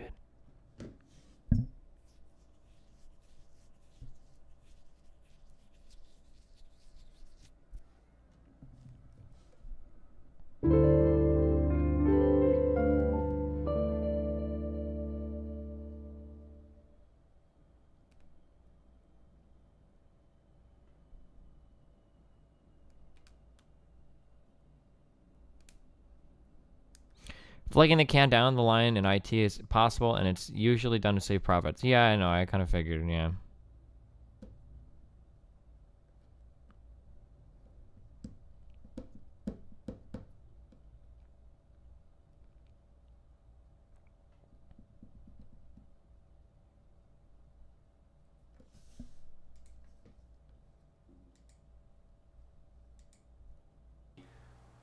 With the idea that they could then use it in their own exploits. So their exploit kit became Eternal Blue. That's the code name for this particular exploit. And in some sense, no more was heard about it, right? Can you at least admit that you have very little experience and what you're saying is mostly conjecture? Oh, sure, yeah, no, I mean, I haven't said anything more. But can you admit that the lack of, like, taking security seriously in a lot of companies is kind of a fucking joke and probably undergrad BTW, haha. Nice. And it probably wouldn't fly in any other single industry that you could be so fucking lax on all of your security and all of your other shit, but you can get away with it in the software world because bosses are fucking stupid and don't understand the problem with any vulnerabilities that exist? A while. It probably got used by the government agencies to perform their counterterrorism tasks and so on, until they were themselves hacked by another group called the Shadow Brokers, who decided to try and sell some of these tools and then just released them on the internet. So Microsoft patched this vulnerability in March. This shit is unacceptable. If the government wants to be in the business of hacking people, whatever the fuck you want to do, that's fine. But holy fuck, dude, you can't have your staging servers or whatever get compromised if you're the NSA. This is a little bit unacceptable. Come the fuck on. And then in April... Most companies don't give a fuck about security. Yeah, I know, but like... The reason it happens in the software world is because the industry evolves at a much faster pace than other industries do. Cry me a fucking river. Go to fucking school. Learn what the fuck you're supposed to do. There is no excuse today, right, for companies to be hacked and for passwords to be leaked in plain text files, right? There's no excuse. There's no crying. There's no bullshit, right? You get paid a fucking job. You go to school to learn some fucking tools, right? Figure it fucking out. It's your fucking job. What the fuck? You couldn't use this excuse anywhere else, right? When sites get hacked and fucking passwords are leaked in literal fucking plain text. Well, it's really hard to upgrade your storage system. Like salting and hashing is something that, I don't know, sometimes it could be kind of complicated. And we were in a transitional phase right now. And the server that was doing the password management, it was running a very old operating system. And we couldn't interface properly with the system to patch it. And there were whole, man, fuck off! Fucking end yourself, dude. The Shadow Brokers released Eternal Blue, the code for it, onto the net. It was only a matter of time before someone put this onto a... You haven't seen a 60-year-old worker use their work email and open up... Listen, kill them all, okay? ...piece of ransomware, right? Because... And the quicker you do it, the more people who are still unpatched that you get, right? And then damage ensues. The key difference, really, with this, from this ransomware to the previous ransomware that we've seen, is the fact that it can self-propagate, right? Sometimes these things get built into self-replicating programs, but in this one... do you think that software developers in 2017 are responsible for the mistakes of people 40 years ago? Also, do you really think these people 40 years ago could have the foresight to predict what the IT industry would be like in the future, even though it's one of the fastest evolving? I don't know. Why can't you make... What's an example of a system that you'd make that could never possibly be upgraded? I don't know, dude. I don't know, dude. This Eternal Blue exploit essentially means that your machine, if it's not patched... Dude, Nept. Okay, Nept. Nept. I said that earlier. You're telling people to learn some tools, but the devs know that shit and want to do it, but pitching it to bosses is fucked. You're blaming both the bosses and the devs here, which isn't my dude. Okay, this was my position earlier. My position earlier is that I'm pretty sure that most of these things are possible. It's just hard to do it because you won't get the resources for it. Because management or finance or whatever won't allocate the resources necessary to get the job done. That's my position. But the problem is when you get these... Dude, I'm talking so much shit about shit I know nothing about. Is when what I perceive to be lazy fucking software devs crawling out of the woodwork saying, well, this is really hard and it can't really be done and it's a lot of work. It's like, motherfucker, it can be done. If you don't have the money for it or the resources for it, the people for it, then that's fine. That's a legitimate excuse. You can't do anything at that. At that point, you wash your fucking hands clean and you move on from it. If the fucking management isn't going to give me the team to do it, then it's not going to get done. That's totally fine, okay? But... It's really hard and it's not no compatibility. I don't really think this can ever possibly done. Like that's a totally different type of excuse, and that's oftentimes the excuse that I hear. Like, you don't have to click yes, right? Another machine will.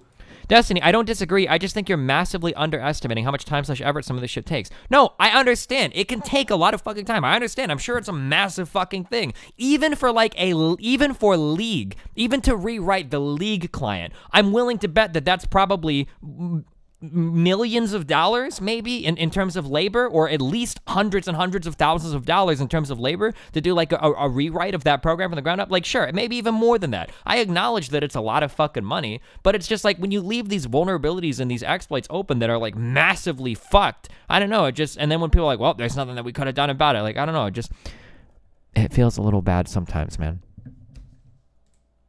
Upload the payload to it and it will run it, no questions asked.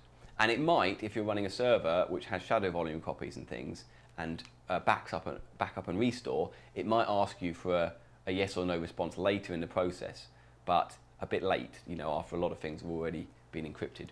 So most Trojans, if you're very vigilant about... To upgrade most of these systems, you would have to build everything from the ground up. Like, you keep making these excuses. So, like, okay, so let's just continue to run everything. The year is 2060, and I log into my Windows XP machine because upgrading it would be very hard. Like, well, like, where does that end? Like, the year is, like, the year is 2050, and we've got Bluetooth 27, and it can literally fucking stroke your dick and give you orgasms through your phone. But upgrading to that technology is really hard, so we're actually running on an old version of Android Lollipop 6.0 from the year 2004 because upgrading is very hard. Like, I don't know. You'll never get them because you just see, oh, it's a Trojan, or it's I don't want to go to that website, it looks malicious. It's obviously all a cost question. Yeah, sure, Brett, I don't deny that. So you don't get them even if you don't have an antivirus. But if you haven't got this update, you can still get it despite the fact that you haven't done anything. Apart from perhaps be a bit lazy about your updates. Sometime over the weekend. Look, he said the word. He said the lazy word, dude. And obviously, lots of researchers were looking into this. Not so I was looking into it and running it purely from interest, right? You know, I don't. I'm not writing any tools to get rid of it or anything clever.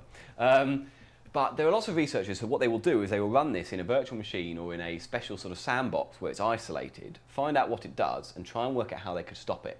Try and work out how they could take the role of a command and control server, for example. That's why it's so easy to hack computers and Deus Ex. To stop, or something like this. Now, a researcher, Malware Tech, whose blog is really interesting, and we'll link to it in the bottom, they basically stumbled across the kill switch for this because they were looking at what it did, and it polled this, it checked for the existence of this unregistered internet address. So it basically said, it did a DNS lookup and said, who is this, who's got this internet address? And no one had it. So their first response was, well, if we register that internet address, we then get communication from all the installations of this, and we can sort of track how many people have got this. It's interesting from a research point of view. We can see how it's spread. But in fact, what actually happened within the code was if this web address existed, it just stopped running. Their hypothesis is that it's doing a kind of Volkswagen emissions situation where it realizes it's running in some kind of lab environment and shuts down. But basically, as soon as they registered this web address, all future installations of WannaCryptor shut down immediately upon starting up, which was obviously quite good news. So inadvertently, they saved a lot of people a lot of time and effort and maybe money.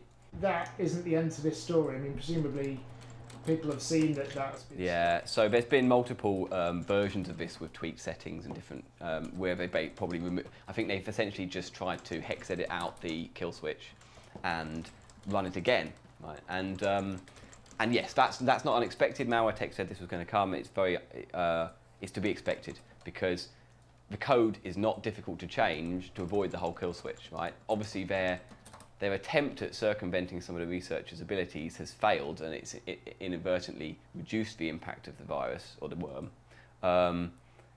So they'll just release it again, and they'll send out another huge bunch of emails. Now, hopefully, people are now aware this exists, and people are aggressively updating their systems, and it will have less impact. But some people are bound to get it again. I think China's being hit pretty hard today. It's going through China at the moment, so it tends to sort of hit networks and spread about until people sort of realise what's going on and put a stop to it. Not everyone has got this, right? I haven't got it, right? You haven't got it. No one in Nottingham, as far as we know, has got it. And that's because these SMB ports are blocked internally by our firewall. As they're coming in, they're blocked. So an infected NHS machine can't target a University of Nottingham computer because the ports are blocked. Many of the networks that have been compromised are networks where a machine inside the network has been compromised and it's spread around the internals of the network. The majority of ransomware is a Trojan in the sense that it masquerades as something else. Companies really just need to get goddamn NGFW firewalls and spend some money, JFC. Probably what happened here. But it's also a worm in the sense that it can propagate out itself using this exploit. So this Eternal Blue exploit already exists and was known to the NSA for some time. It's already been patched, but a lot of people aren't installing updates as vigorously as they should be. And also, Microsoft aren't routinely putting out updates for Windows XP. So anyone running Windows XP and also now Windows Vista and so on won't have had that update because that's not what happens. Now, in a sort of unusual move, Microsoft has pushed an update to XP because of the severity of this, but that's unusual. If you're running XP, the first thing you should do is turn off your machine because you've got no business running XP. But oh, right to bear arms, get fucking shat on. Go update your OS right now, motherfucker. You aren't going to get many updates because that's not what Microsoft are doing. This is a bit like having a car that nobody makes parts for anymore. It's exactly like that. In fact, a good analogy, I think, is so people are blaming Microsoft for this. There's a lot of blame to go around. Microsoft shares some of the blame. But in some ways... Right to bear arms going full Trump right now, acting like he's not running Windows XP right now. Screenshot your desktop. He won't do it. What's happened is we're all driving around in 1940s Fords, and then when we have an accident, we're complaining that the airbag didn't go off. Well, there isn't an airbag in the 1940s Ford. That's why, right? So unless you take it into the garage and have one installed, you know, it's that kind of principle. So, yes, Microsoft wrote an operating system with this bug in, right? All operating systems have bug-ins. All software has bugs in. They patched it quickly, and they found it. They patched it in March. It's not in Windows 10 anyway. And they've aggressively put out patches for legacy operating systems to try and combat it. So they've at least trying to take all the steps they can to solve this. The problem is that big organisations like the NHS have legacy software, let's say that's drivers for scanners and, you know, MRI machines and so on, that maybe they bought 10, 20 years ago, that are still running XP because the software isn't compatible with modern versions of Windows. That's a whole political issue that I don't know, I don't have all the answers for. So the CIA leaks a few months ago showed that the CIA also has a sort of, shall we say, a back catalogue of exploits that they keep a hold of. So the NSA and the CIA will disclose some problems they find, but if they find a bug, a normal security researcher will privately disclose it to the company for them to release a patch, and then will publicise it later. Partly for sort of media purposes and partly because then it encourages people to install the updates. The NSA and other government agencies don't operate this policy all the time because they view some of these exploits as useful for combating terrorism and other criminal activity. Now, that may or may not be the case, but what's happened in this case is they've allowed themselves to be hacked by another group who has had no Good old concern. Vista. People give it a bad press, but I'm never upgrading. Why would I? It just feels like a good pair of jeans. And just releasing all of it. Right. So this actually goes neatly back to our end-to-end encryption talk, because I said that what you're doing with introducing a backdoor is introducing a very big point of failure. Well, that's exactly what's happened here, right? The NSA didn't tell anyone about this because they felt they could privately use it for the good of their country. And that may have been the case, But it's not the case anymore because someone's hacked them and released it. So that's a huge problem when that sort of thing happens. So there are already people, I mean, Microsoft themselves... Wait, there was a Windows 8, right? I don't remember Windows 8 at all. I remember 7 and I remember 10.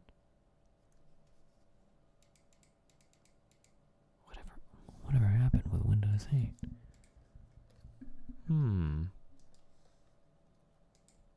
In their blog... I'm just getting ahead, 8.1. And Ross Anderson... Oh, the styles. Oh, the tiles. The tile. That's why I didn't remember it, is because I blocked that from my mind. You would push the thing and the tiles would come up. I remember Windows 8. Oh, shit. His blog, and we'll link both of those in the bottom. You know, they can't wipe their hands of this entirely. They can say, well, we're doing this to counter terrorism, but in some ways this is also their fault because it was their exploit that's been used. The headlines today are all saying it's a wake-up call. Well, really, people like Ross Anderson and other security experts have been saying this for years. Right? This isn't the first time we've noticed that old machines are vulnerable to attack. So yeah, maybe it's a wake-up call, but people need to be aggressively installing the latest operating systems and updating. As far as I know, you can't turn off updates in Windows 10, and that strikes me as quite a good idea because people will turn them off. Go, oh, I don't want it to reset right now, I'll turn it off and I'll resume it later, and that's when they get hit by a piece of ransomware. Emergency braking, who sell in future the robo chauffeur, which will actually drive you to work while you're sitting there hacking some code. And so you've then got the technical problems and the business problems of how do you produce software upgrades which marry. All right, did we successfully avoid Chrono Trigger again? We're pretty close. Gowdy will replace Chavez. Of course he will, dude. Of course he will, dude. Why wouldn't he, man?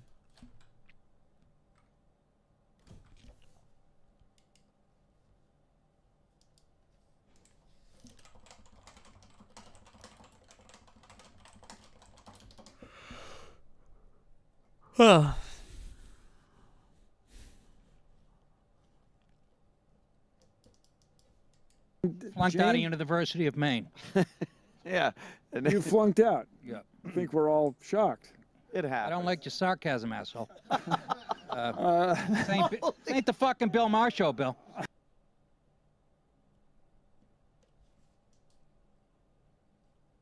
Wait, what's wrong with that? What, that didn't seem too cringy, but okay.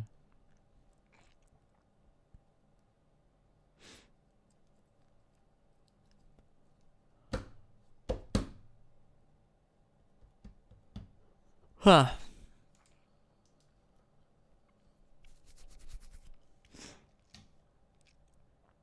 Flashing images. I'm addicted to him. I flex on my ex every time that she texts me. I'm looking like, hold up. I know I'm the shit, but she say I ain't shit in my dick. Bitch, shut up. I'm taking my new bitch to places I took her. She cannot afford. Then I posted on Instagram stunting. She trying to ignore. You mad or no? I bought a new whip just in spite of that bitch. She be catching the bus. Seen her pretended I'm picking her up. When I pulled up, I gave her the finger and I bought her a gift. Didn't return it. I took it right back from her. I ain't gon' never get back with her unless she sucks me like Dracula. Listen, I'm telling you. I see her in public and stun on a bitch. Do you see this coat? Why keep her around if she just gon' drown and jump off the boat? I sent her a text and told her I love her and sent her a reply. She blowing my phone and won't leave me alone, so bitch, I'm addicted to flexing on my own. Was that his song too, or was that somebody else's song?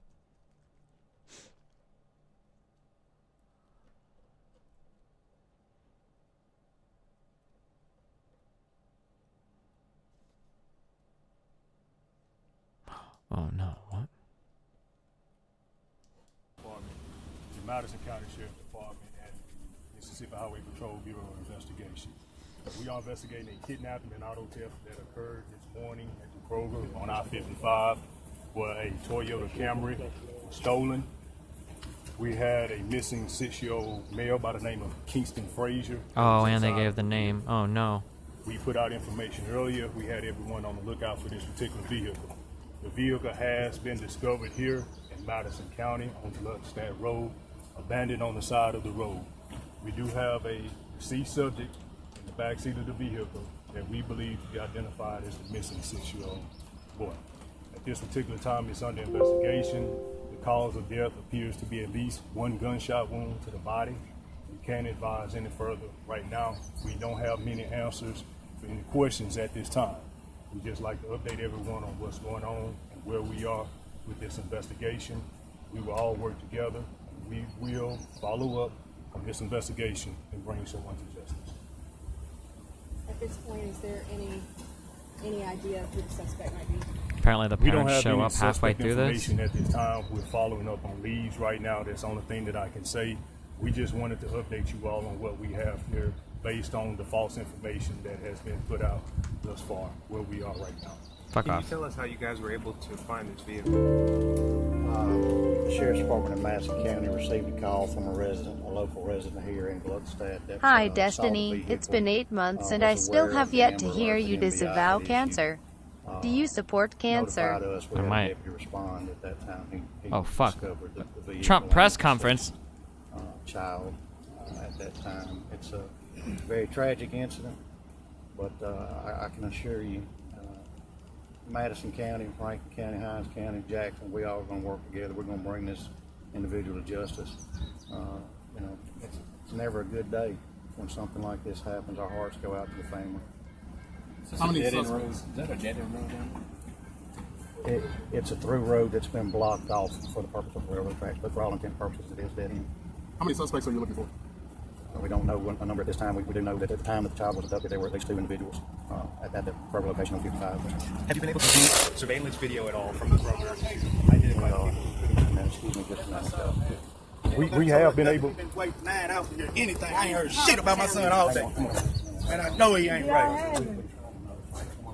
Something wrong. Just let me know right. I'm so Terry, can you tell me? I know my son dead. My son dead, man.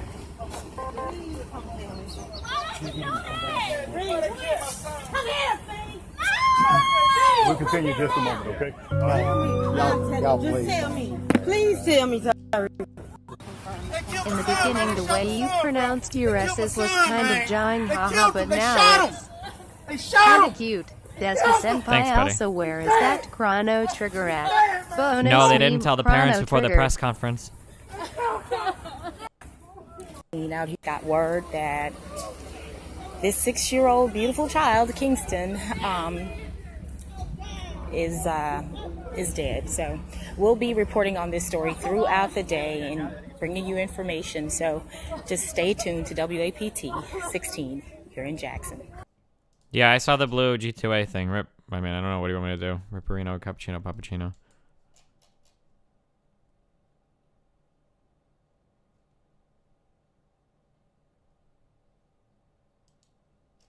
Wait.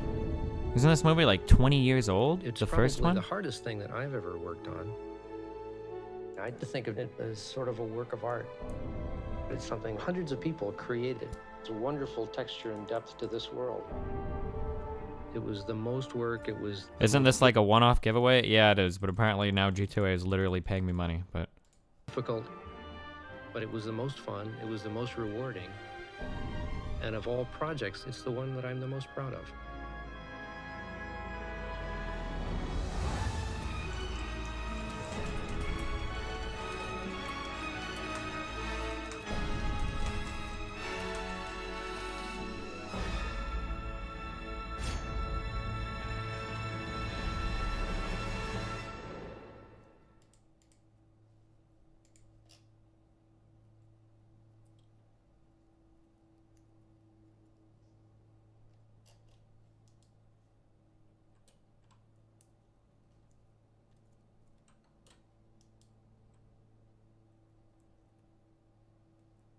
Alright, here's our last video. Good luck.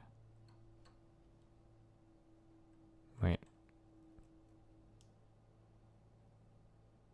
Okay, these two.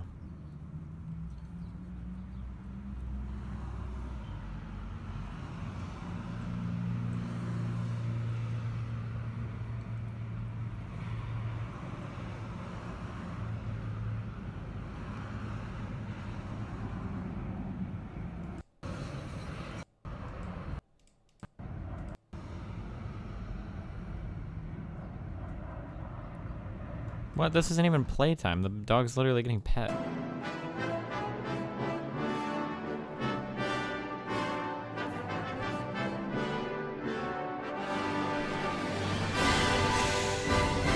It's fucking retarded.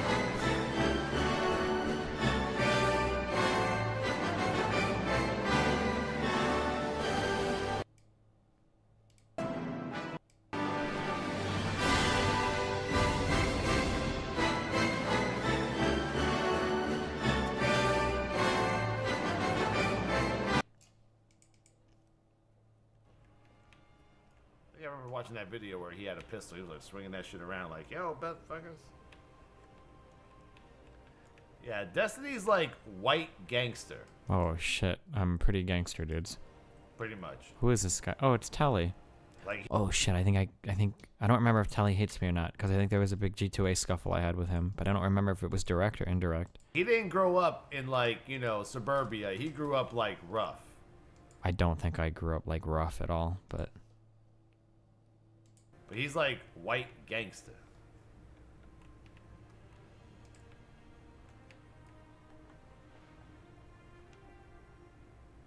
okay, yeah, let's go with that, okay? Sure thing, dude.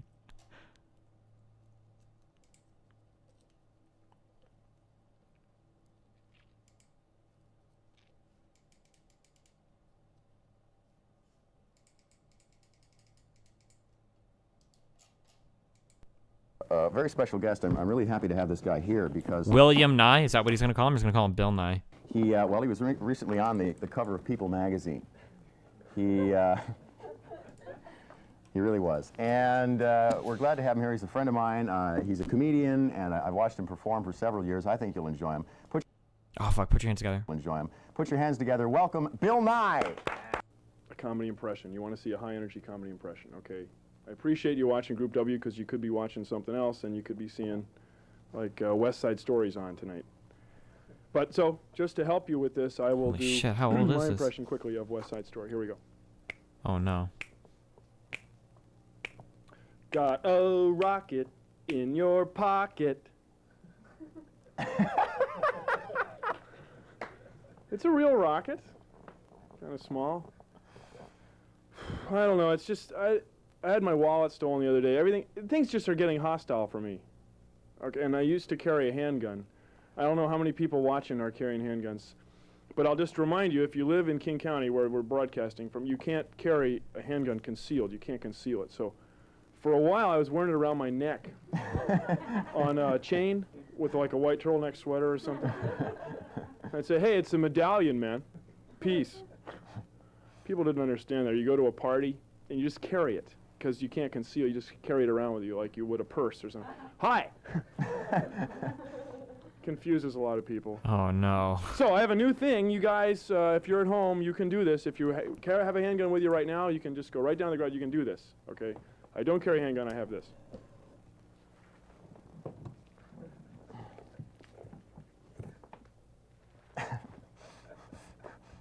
This is a 30mm wrench. It's a Sears Craftsman. I got at the catalog store. Didn't give my name or anything. It's an unregistered wrench. Paid cash for it. Anyway, I'll tell you an amazing thing about this deal. It's guaranteed for life, you know. One of these, that's a guy's life. Guaranteed. I have a Volkswagen Bug, and it has a split case. And you know where the crankshaft penetrates that rear gland? There's that pulley shiv? Sure. This thing fits perfectly. I tried to get that nut off with my handgun, you know. Try to get that Just nut tore off. it to pieces. It was a mess. Now, if you ladies are watching, okay, and you don't want to get so involved, like maybe you're wearing pantyhose or something, I have for you the ladies model. Okay, you can carry this in your purse. It makes a small hole going in, but man, if it comes out sideways.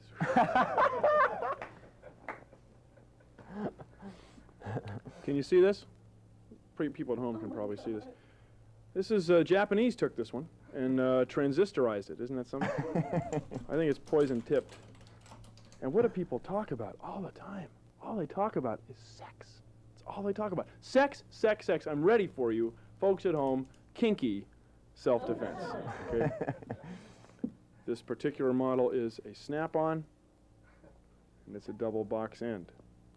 Am I going too fast for the Bob Who people? Wouldn't want to leave the Bob Who people behind. He's like the guy, Well, Carrot Top. It's a big day for me, really. It's my birthday. I'm 16 now, so I could drive, and it's a big day. I had a big day. Wait, he's 16 in this video? Went to the driver's license place. I wrote a check for $7, and I got my driver's license. Then it was my birthday. It's kind of, I want to have a party, so I went to the liquor store, Washington State liquor store, and bought some liquor. Now, I got home, was looking at my checkbook. It's 2 checks to Washington State, like $20, $7. So I had an idea, as I often do. You could maybe go to the driver's license place, write them 1 check, $27. And before you take the test, they get you drunk. See, first of all, the test would be more realistic. There's no way he's 16 in this. It's a But joke. the main It's thing part is of when the joke, the cop right? picks you up, you'll look like the picture.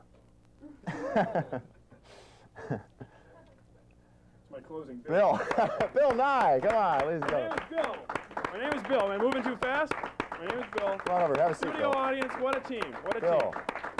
Come on over. These are Pia Zadora's favorite colors back here. Oh, This is that's why we set terrific, this yeah. up like this. That makes me respect her all the more. You know. It is. Well, she's Great our, paper. people just don't pay enough attention to Pia Zadora, and we're going to make sure that she's given her due today. Bill. Okay. I'm gonna go obtain my child. I love you guys. I will be back in a few hours, and then we're going to talk to contrapoints maybe.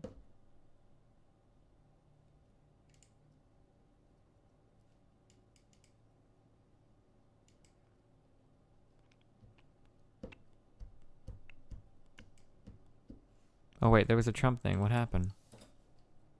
Oh, that's not it. I copy-pasted the wrong thing. We are gonna die. We are gonna die. You're gonna die. I'm gonna die. Oh, but is he gonna say, but not today? We're all gonna die. It's not today. Oh my god.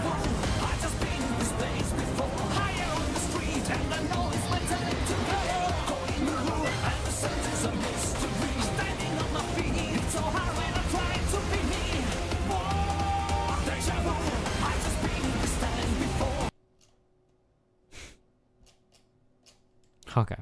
I'll be back later, guys. Have fun. Peace out. Also, for my software devs in chat, don't be late. I'm just kidding. I love you guys. Have fun. Peace out.